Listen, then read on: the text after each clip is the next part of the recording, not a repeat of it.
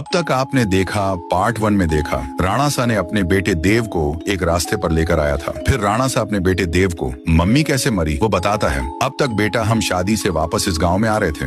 हमको आते आते 7 बज चुके थे। सारे घरों की खिड़की दरवाजे बंद थी। तभी मैंने तुम्हारे मम्मी कहा, नंदनी अब हमारा घर बहुत दूर है और वो लोग आ जाएंगे। फिर तुम्हारे मम्मी बोला, हाँ तुम सही कह रहे हो, हमको झाड़ी में, वरना कहाँ तो छुपना पड़ेगा। तभी नंदनी ने एक टूटी फूटी लकड़ी के झोपड़े की तरफ इशारा किया। मुझे वह झोपड़ी आज की रात बिताने के लिए सही लगी, इसलिए मैं झोपड़ी में जाने का फैसला किया। हम दोनों झोपड़ी की ओर जाने लगे। हम उसके काफी नजदीक आ गए थे। मैं तो उस झोपड़ी के अंदर चला गया, पर तुम्हारी मम्मी बाहर रुक के किसी से बात करने लगी। मम्मी को एक छोटी बच्ची रोके बोल रही थी, आंटी मुझे बहुत डर लग रहा है, मैं बाहर छूट गई हूँ, मेरा घर बहुत दूर है। फिर मम्मी बोली, बेटा तुम रो मत, तुम एक काम करो, हमारे साथ आओ। इतना बोलते ही उस छोटी बच्ची ने माँ के चेहरे पर हमला कर दिया। तुम्हारी माँ वहीं पर मर गई। मैंने जोर से चिल्लाया। नंदनी फिर वो लड़की मेरे पास आकर मुझको बोली, आओ ना अंकल, बाहर हम साथ में खेलते हैं, बाहर आओ ना, क्यों डर गए, अरे आना, और हंसने लगी। राणा सा ने देव को ये माँ की कहानी बता के तीसरा दिन था। देवराजू की टपरी से एक कुरकुरा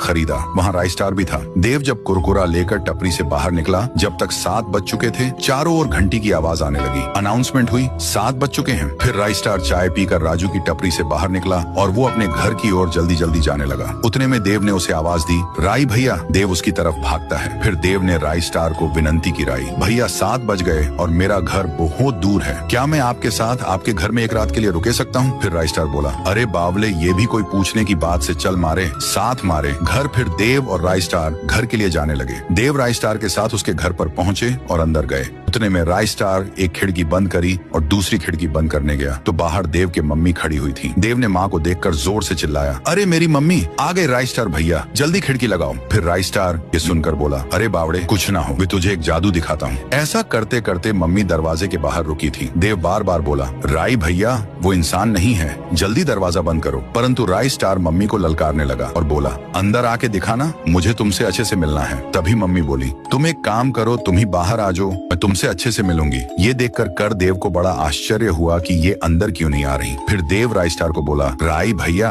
ये घर के अंदर क्यों नहीं आ रही? राइस स्टार ने जवाब दिया, बेटा जब तुम्हारे मम्मी को बाशिंदी नोच नोच कर मार दी थी और थारा बाप साला झोपड़ी में ही था, वही सब मैं खिड़की से देख रहा था। मेरे मन में सेम सवाल आया कि बाशिंदी झोपड़े में अंदर घुस के थारे बाप को क्यों नहीं मार रही थी। यही जानने के लिए मैं अगले सुबह उस झोपड़ी के अंदर चला गया और चारों तरफ मकड़ी के जाल के सिवा वहाँ कुछ नहीं था। मैंने जब कोने में देखा तो वहाँ पर एक चमकदार जादुई सर की शेप में भोपड़ा था और वो वही भोपड़ा देख वहाँ रखा हुआ है। इसीलिए ये बाशिंदे अंदर आ सकते समझ गया कि और इसी की मदद से थारा बाप बच पाए।